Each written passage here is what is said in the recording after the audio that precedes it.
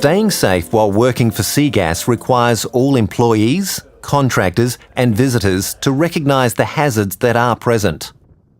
It also demands good job preparation, communication and coordination with others on site, and the ability to constantly reassess risk. SEAGAS requires all employees and contractors to wear and use appropriate personal protective equipment, or PPE. PPE requirements are clearly displayed at the entrance to each facility. The following PPE must be worn while operating at or visiting SEAGAS facilities: 100% cotton trousers and long-sleeved shirt or flame-retardant overalls. High visibility clothing with reflective tapes in trafficable or high-risk areas. Australian standard compliant footwear, safety glasses and hard hat with optional brim for hot weather. Additional eye protection, including goggles or face shields where there is a risk of eye injury. Hearing protection for work within designated high-noise environments and for noisy tasks.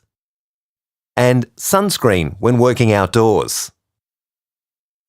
PPE must be individually fitted, and workers should be aware of the limitations of PPE. Additional task-specific PPE may be required to manage hazards identified by a job hazard analysis. Always check to ensure any extension cords, power tools, or electrical equipment are in good working order prior to commencing work. This means inspecting the equipment for any missing guards or damage that may cause an operational hazard.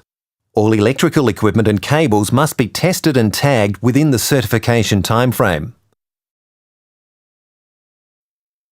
Defective electrical equipment or extension cords must not be used and must be tagged out of service. Electrical equipment must only be repaired and maintained by electrical workers who are licensed in either Victoria or South Australia, depending on the location. Electrical cables must be protected from mechanical damage in work areas and, where required, elevated off the ground within trafficable areas. Earth leakage protection devices should always be used when operating portable electrical equipment.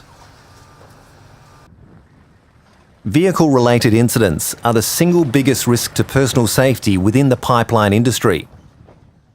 Before commencing long journeys, drivers should ensure that they are well rested and the vehicle has no obvious defects that may affect its safe operation. Drivers should rest at least 15 minutes every 2 hours during long-distance driving. Avoid driving in the early morning and late evening when animals are most active on rural roads. Always carry a water supply if travelling long distances or in remote areas, and drink plenty of water to avoid dehydration. Safe driving demands your full attention.